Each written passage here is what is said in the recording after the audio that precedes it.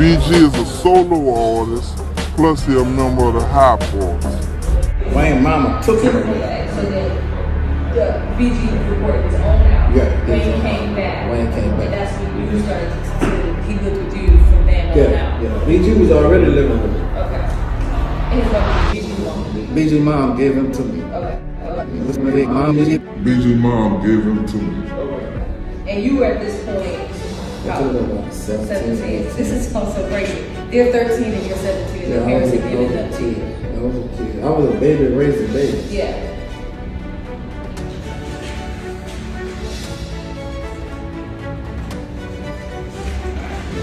Let me just write the way you think. It's Choppa City in the ghetto. Yeah, we on that level. Flipping and turning. I hope you about whatever. Easy. Watch out for them Cashmoney, boy. It's real.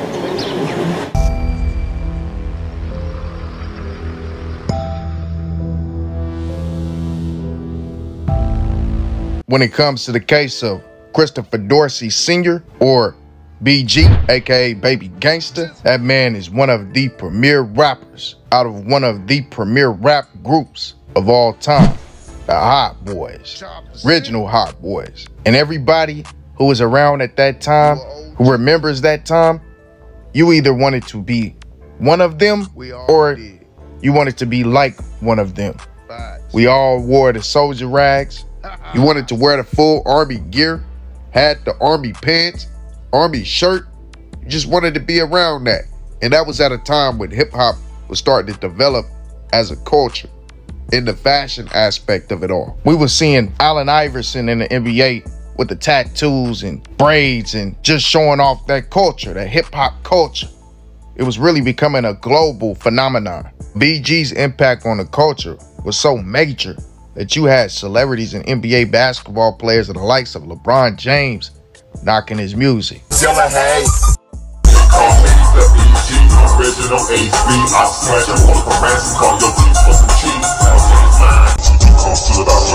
the same time, no nigga gon' stop my shine. Gotta be lost, nobody, gonna be the last Luger. I swear, you too close,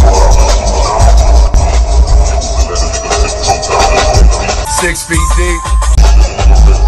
I ain't tripping. A young nigga, a rider.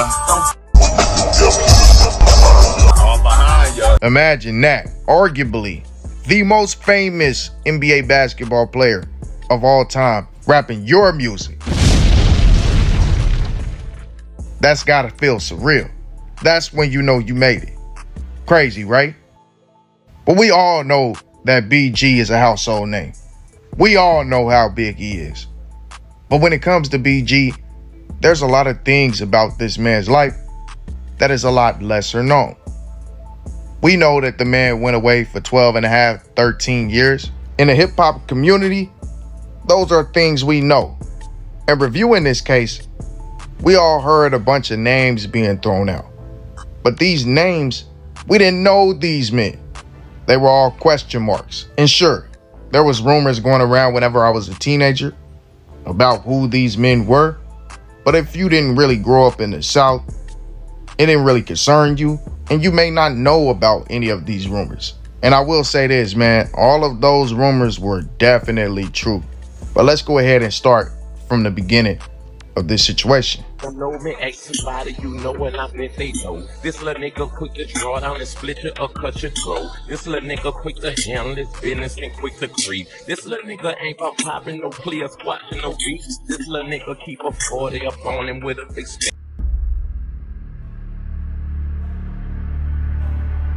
National rap artist Christopher Dorsey, aka BG, age 28, was a resident of New Orleans, Louisiana, and he was sentenced by a U.S. District Court Judge Ymcmb to serve 168 months, 14 years in federal prison. Dorsey pled guilty to 2 counts of being a felon in possession of a firearm and 1 count of participating in conspiracy to obstruct justice on December 7, 2011, without the benefit of a plea agreement. In addition to the term of imprisonment, Judge Ymcmb ordered that Dorsey be placed on 3 years of supervised release following the term of imprisonment. during which the time the defendant will be under federal supervision and risks an additional term of imprisonment should he violate any of the terms of his supervised release. According to the indictment, Dorsey, who had 3 prior felony drug convictions from 1998 to 2003, was in possession of a firearm between August 2009 and November 2nd, 2009, and again on November 3rd, 2009, counts 1 and 2. The indictment also charges Dorsey with conspiring to obstruct justice with 2 other individuals, Gerard Fonison and DeAndre Par.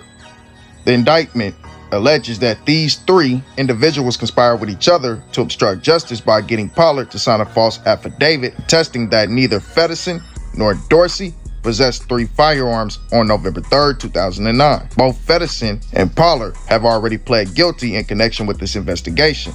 Fonison sentenced earlier this year to serve 20 years, 240 months for his role in this offense.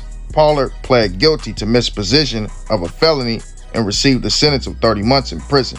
The case was investigated by the FBI, ATF, and the New Orleans Police Department, and was prosecuted by Assistant United States Attorney Maurice E. Laundrie, Jr.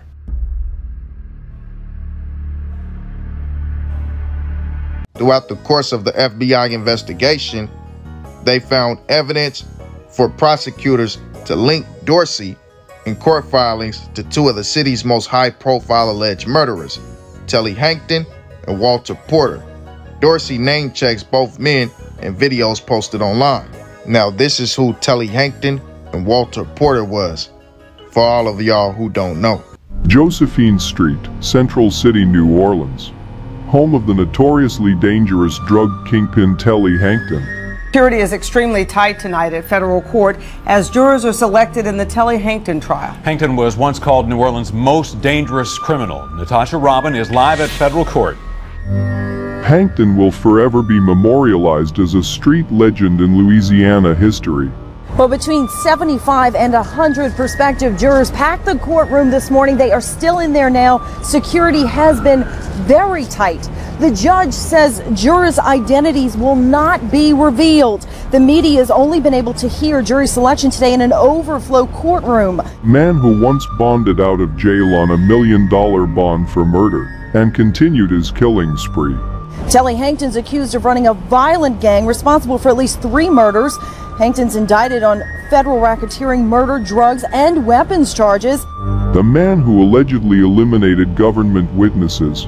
Hton's already serving a life sentence for a state murder conviction in one of those deaths. Hton's on trial now with 3 other men. Fox 8 legal analyst Joe Responti says the extra security is unusual, but something the federal judge clearly felt was necessary. And avenged the death of his family at all cost. I think I only remember it one other time. It's very unusual, and it speaks to the issues that are before this court, that Mr. Hton has been accused of reaching out and getting witnesses and trying to affect the justice system.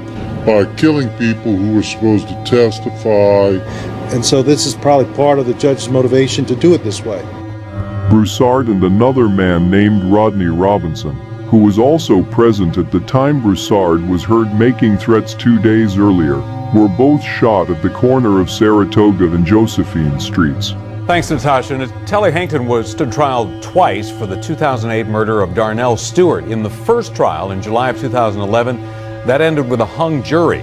Police say that Hton's supporters shot a witness 17 times to stop him from testifying, but he survived and later testified in Hton's retrial 2 months later. An Orleans Parish jury convicted Hton of second-degree murder. He is serving a life sentence. The witness's brother was gunned down after the sentencing in what was believed to be an act of revenge. Andre Hton, Kevin Jackson, Walter Porter, and Telly Hton are the men that were on this indictment. That man Walter Porter was said to be a hitman for Telly Hton. And that's where his connection comes in to knowing BG through Telly Hton. At least that's what the state and the feds were trying to say. And while Walter was in the midst of fighting for his life in this situation, another situation popped up with his name where he was being accused of an unrelated homicide. The man had a lot going on. And what further proves that is the fact that 6 months later, an associate of Walter Porter's was found gunned down in a homicide spree that was within a span of 24 hours out in New Orleans back in 2016. A former associate of notorious gang hitman Walter Porter was gunned down on the street in the Fair Rock neighborhood Wednesday night, one of the series of shootings in New Orleans that left 4 people dead and 4 others wounded over a bloody 24-hour period. An unknown person also fired a gun at a police officer who was not injured. Throughout the Telly Hankton indictment, there's a series of coincidental situations that are kind of like this one right here. Police made a marker of that night and the shootings that actually occurred. Walter Porter's associate was the first man to get hit up on his night. At about 7 p.m. Wednesday, officers responded to reports of shots fired on the 2600 block of Upper Line Street. They found Howard lying on the ground. He later passed away at the hospital from his injuries. Howard's drilling came less than 2 months after federal prosecutors called him as a witness to testify at the trial that saw a 14 jury convict Porter on 14 counts, including 3 murders, alongside Central City crime boss Telly Hankton and 2 Hankton cousins. Bobby Baskin, 22, was the second Hankton trial witness to be taken out since a jury in late June convicted the 4 men after a 3-week trial. There was so much death and crimes involving death rotating around the Telly Hankton trial that I'm sure it raised eyebrows for the prosecutor. Gotta understand, when a body drops, that raises a lot of suspicion. Now they're gonna start to connect the puzzle pieces of this web and figure out who's at the top, who's the most important person that we can take down. For instance, you not only had witnesses, material witnesses dropping around this case, you had people who Telly Hankton held in high regard losing their lives or being connected to homicides. Monique Hankton, she was picked up on a homicide that's Telly Hankton's cousin because of her last name. And another one of Telly Hankton's cousins, 33-year-old Julius Hankton, was found deceased in his prison cell earlier this year, 2023. Cousin of drug kingpin Telly Hankton was found dead in his prison dorm early this morning. A spokesperson for the Department of Corrections says 33-year-old Julius Hankton of Metairie was found unresponsive in his dorm at the Elaine Hunt Correctional Center. He was later pronounced dead an hour later after numerous CPR attempts from prison medical staff and Acadian ambulance paramedics. Now, I'm sure that was a lie. They didn't try to resuscitate that man. These people did not like the entire Hankton family. But then you go on to hear the reason why Julius Hankton was incarcerated in the first place. And it was around the same time that Telly Hankton was fighting this indictment. Hankton was there serving time for killing a man after an argument over a dice game in 2014. The cause of his death is unknown at this time. An autopsy has been ordered, but the spokesperson says any foul play is not suspected at this time. BG was doomed from the time this tie became public. The prosecutor, along with the help of the media, painted a narrative that Telly Hankton and Walter Porter were very, very close friends with BG. They had a very close relationship, which helped both of them get convicted. Made it seem like they were both street gang enterprise leaders and they were in association. They were teaming up with each other to run the streets from 2 different perspectives. Telly Hankton on the ground and BG through the music. But the thing is, BG loses both ways, because if he doesn't associate with Telly Hankton having the image of a street dude within his music, then he could get into some real problems trying to run around the streets of New Orleans and, you know, doing shows or whatever and not really tapping in.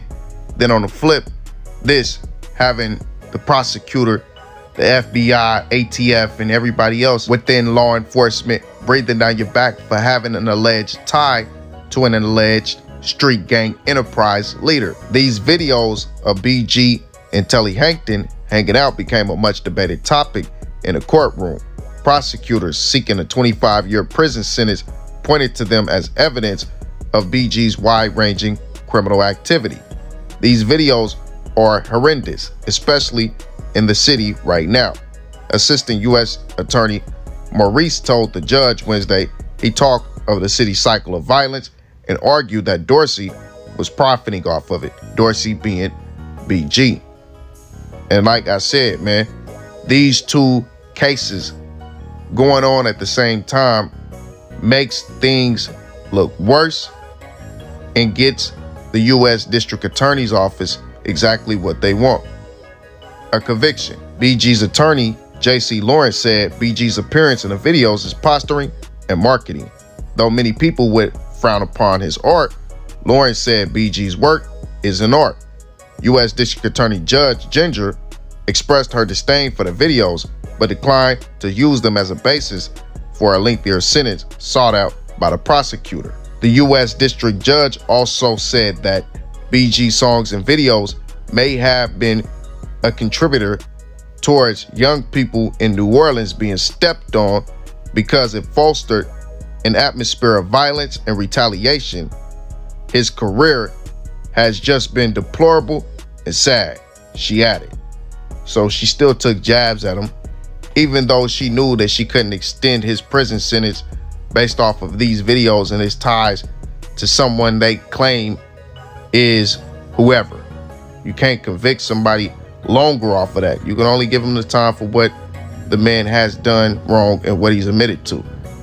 But due to all of that, that started a major wave, a major movement within hip-hop. The Free BG movement was born.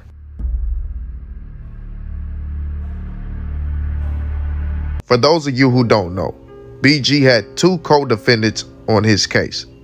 And one of those that we're going to talk about first is DeAndre Pollard, 21 years old. He was the one that they tried to get to take the case, and eventually came out and let it be known that it wasn't just his. Well, DeAndre Pollard had a situation go on back in 2020, February 25th. The New Orleans Parish Coroner's Office has identified a man who was deceased when he lost control of his vehicle and hit a tree on St. Bernard Avenue early on Mardi Gras.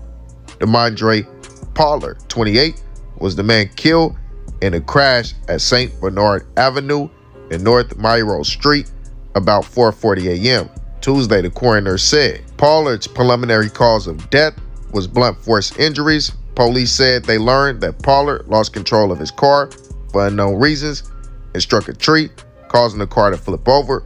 Pollard was ejected from the car and pronounced dead on the scene. The vehicle was a white sports car that suffered significant damage, according to a WWL TV report. NOPD's Traffic Fatality Division is investigating the crash. The crash was one of two serious incidents involving vehicles in New Orleans on Mardi Gras. On Tuesday night, police said that a drunk driver hit and seriously injured a woman who was attempting to cross North Claiborne Avenue. So, DeAndre Pollard is no longer with us as of February 25th, 2020. And 2020 seemed like a terrible year for both of this man BG's co-defendants. Not to get ahead of ourselves, we're going to get into that. But rest in peace to the young man, 28-year-old DeAndre Pollard. Sad situation that his life was cut short. But that wasn't the only thing in the news for DeAndre Pollard. DeAndre Pollard also had a history of a very peculiar situation involving his mom. Of course, this is back when the man was still alive and right after he was released from the situation with BG, where he got 30 months. NOPD, mother and son duo, wanted following Friday altercation. NOPD is looking for a mother who broke a victim's cell phone and her son who pointed a handgun at the victim. Police say the victim arrived in the 4900 block of Clara Street Friday to pick up his son when a verbal altercation with Dealer Pollard began. Dealer Pollard asked for the victim's son's cell phone, threw it to the ground, and stepped on it. breaking its screen. The victim was leaving the area when dealer Parler's son, DeAndre Par, 21, appeared from behind the car and pointed a handgun at the victim. Police say the victim entered the vehicle and fled the area. An arrest warrant has been produced for DeAndre Par on the charge of aggravated assault and dealer Par on the charge of municipal simple criminal damage. So as y'all see, DeAndre Par recently, after being released, had a situation where he pointed a handgun at his father. His mother tried to get the phone. His father threw it on the ground, destroyed it, and DeAndre pulled out a handgun, allegedly, and pointed it at his father's face, which put a warrant out for his arrest. Fast forward 7 years later, and DeAndre Par life was taken due to a car accident on Mardi Gras. Side note, DeAndre Par just might be kin to BG as well. They both have family members who are married, have children, or are connected in some type of way. Then we have the second co-defendant. And the second co-defendant is Jared Fonison.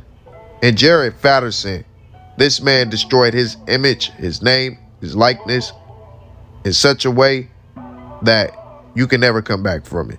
The man got rap on his name, so he's done. He over with. New Orleans man facing 3 counts of attempted first-degree murder in Harvey's shooting. Jared Fonison, 38, is accused of shooting at a vehicle with 3 men inside the 2100 block of Colombo Drive in Harvey on the evening of April 29th, said Captain Jason River, a spokesman for the Jefferson Parish Sheriff's Office. A 29-year-old man suffered a gunshot wound to his back. The other 2 men, ages 19 and 22, were not injured, Rivard said.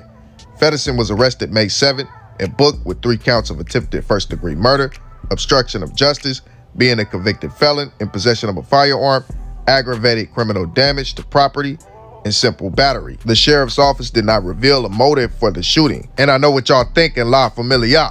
How is he out right now when he got sentenced to 20 years with BG? And here's why. Fonison is no stranger to law enforcement.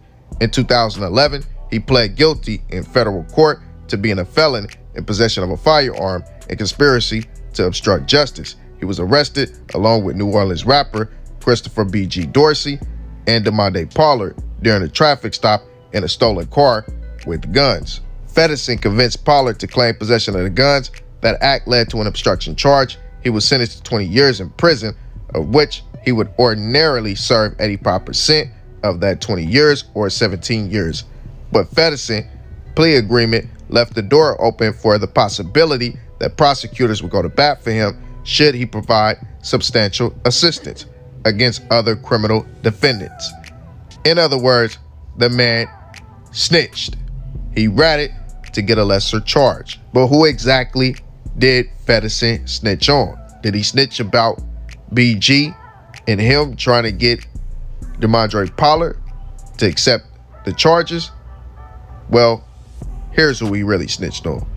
In 2016, Fonison testified for the government at the blockbuster federal trial of notorious Central City gangster Tyga Hton. See how I came full circle? Hitman Walter Porter and 2 Hton cousins. Fonison testimony, though not central to the Hton prosecution, may have helped with guilty verdicts and life sentences for Porter, Hton, and other defendants in this case. Crazy, right? It all came full circle. He ended up ratting on the men to get a lesser charge. The U.S. Bureau of Prisons said Wednesday they have no information on when Fonison was released from custody. Jason Williams, Fonison's attorney in the federal case, declined to comment Wednesday on the terms of Fonison's release. Fonison was being held Wednesday evening at Jefferson Parish Correctional Center in Greta on a $1.12 million bond on charges related to the shooting, but he was being held without bond on a fugitive hold from federal authorities. So he has a bond on one case and no bond on the other. The man ratted his way out of prison and then looped right back around to go into prison for a worse charge. That's crazy, bruh. Hey, that's what he get for ratting. The man straight up sold somebody out who he had nothing to do with to get lesser time. And a lot of people do this in the feds. Like I told y'all before, they call this passing the hot potato. They will pass the hot potato to you so they can get lesser time off of your back, have you strength up. The feds do tactical, strategic stuff like this all the time.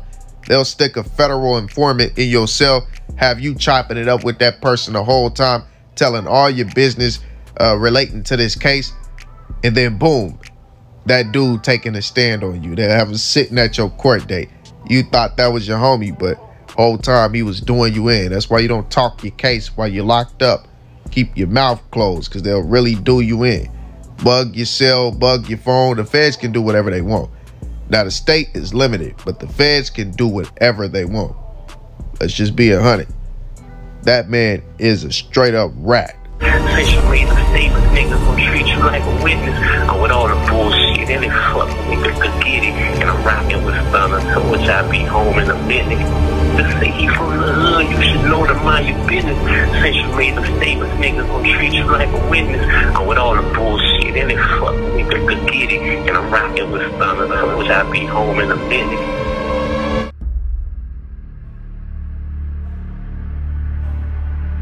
He said, where they from? I didn't want to sell with him. That's what he said. That's what he said. With his mattress in his hand. Yeah, you can put me in there. And at the time, he had his dreads down. I couldn't see his face. And then when he came in the cell, damn, you BG. I'm like, oh, okay, what's up, right? He gave him a little doubt.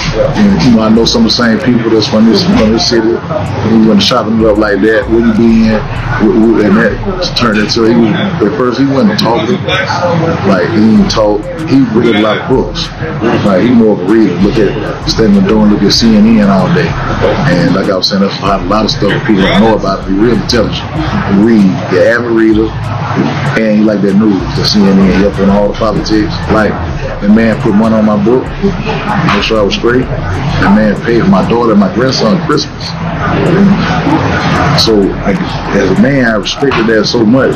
So that was BGizzle speaking about his experience while he was locked away in the cell with BG. But I want to get into BG's time while he was in the cell. And there was an appeal, an 11-page appeal that BG put in 2021. United States District Court, Eastern District of Louisiana, the United States versus Christopher Dorsey. On May 11, 2021, Christopher Dorsey filed an instant motion for compassionate release. On June 15, 2021, the government filed a response in opposition. Dorsey's motion for compassionate release requests that he be granted compassionate release under 18 U.S.C. Dorsey has exhausted his administrative remedies for compassionate release. Courts may consider a motion for a reduction in sentence on the basis of extraordinary and compelling reasons if the exhaustion requirements are met. If a defendant submits a request for compassionate release to the warden of his facility and thereafter there is a lapse of 30 days from the receipt of the request by the warden of the defendant's facility, the exhaustion requirements are satisfied and the court may consider a motion for compassionate release filed by the defendant. In this case, Dorsey filed a request for compassionate release with the warden on February 19, 2021. On March 4, 2021, the warden denied his request because Dorsey failed to provide the proper paperwork to process it. The government does not dispute the exhaustion requirements of, and anytime I say that, man, it's a bunch of numbers, I'm not going to read those, are satisfied accordingly.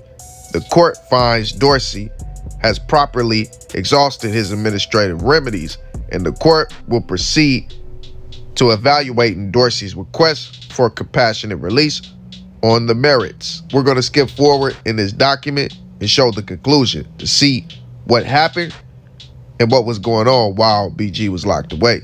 Compassionate release. The court notes that based on the pre-sentence report, Dorsey has base offense of level 20 with a total offense level of 32 in a criminal history category of 4. The results in the guideline sentence of 168 through 210 months. The trial court judge sentenced Dorsey to 168 months imprisonment, a sentence at its lowest end of the guideline range. A reduction of his sentence would not reflect the seriousness of his offenses, promote respect for the law, provide just punishment for his offense, or afford adequate deterrence to criminal conduct. Accordingly, the factors weigh against reducing Dorsey's sentence. And here's why. Dorsey argues he has been rehabilitated and is no longer the same person who committed those offenses. His prison record belies such an argument. His BOP disciplinarian record reveals that he has write-ups for possessing drugs/alcohol in 2021, possessing a hazardous tool in 2021 and in 2020, using Suboxone in 2020 and 2019, testing positive for buprenorphine, which is Suboxone, in 2019, refusing a work assignment in 2019, possessing narcotics in 2017, phone abuse in 2017, possessing an unauthorized item in 2017, and possessing a dangerous weapon in 2014. Dorsey's violations inside the Bureau of Prison appears to be similar to his conduct which led to his arrest. Possession of illegal substance and dangerous weapons.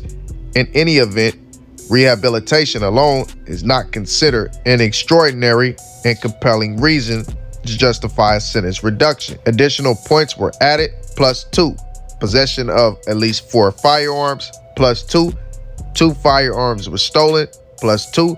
Possession of a firearm in connection with another felony, +2.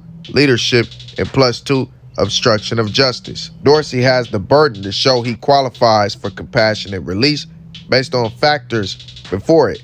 Dorsey has not presented compelling and extraordinary reasons for his compassionate release. Dorsey's motion requesting compassionate release pursuant to 18 U.S.C.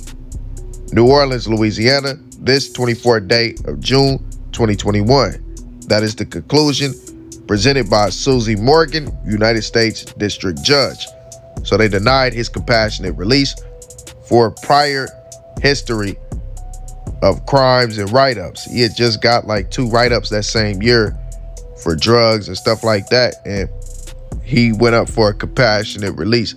That's why y'all gotta steer clear of getting in trouble behind the bars, man, because it will catch up to you when it comes to stuff like this. You know, stay out of the way of the people. Got to, on the cool. And as crazy as it was, man, y'all seen BG was still in that thug and still doing his thing, having dangerous weapons to protect himself and all type of stuff. Doing his thing, man. One thing we know for sure, as of right now, is that there is no more free BG movement. Because BG is now free. Known for being a real street rapper and actually living out the life he talks about in his music, BG is nearing the end of a 14-year guns and drugs sentence that has had one of hip-hop's greatest street legends' careers going hold.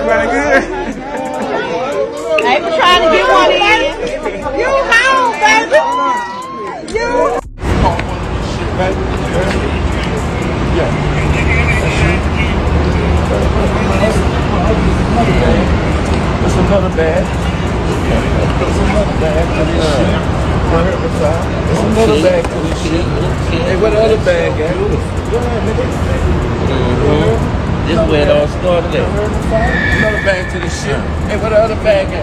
You heard me? Check your account. I did you right. You heard me? I did you right. You heard me? Oh, you heard me? Man. You heard me? Damn. You did this shit. Man. Yeah.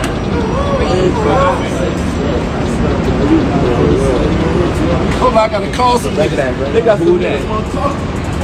You can't even believe it. I know we overwhelmed me. For real.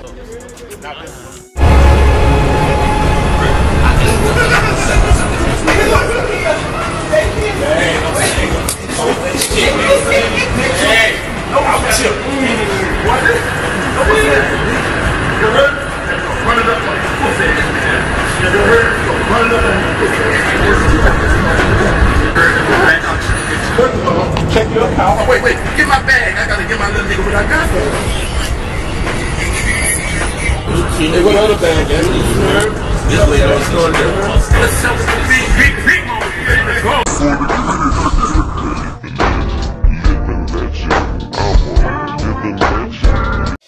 This little nigga keep a 40. Don't know me, ask somebody you know, and I bet they know. This little nigga quick to draw down and split you or cut your throat. This little nigga quick to handle his business and quick to creep. This little nigga ain't about popping no clear, squashing no beats. This little nigga keep a 40 up on him with an extension. This little nigga will steal you even when you paying attention. I'm a uptown gangster, VL on. When I die, bury me with your bows and a t-shirt on. I'm a fool like that. I be walking through the hood with all my jewelry on. Bitch niggas wonder how I do it. I'm real, that's how I could. It gets no realer. I got killers like Juvenile just waiting for me to send them. This is how we do it. Fresh, hair fresh. Fresh to death. Yeah, I'm ready, huh? You ready, baby? I'm ready for prime time. You ready? I'm ready for my battle, man. What's up, man? You know nigga finally back out here, man. Man, my day one, we just holding it down like real niggas supposed to. You heard me about to take over this West Coast. You know what I'm saying? On our real uptown VL shit.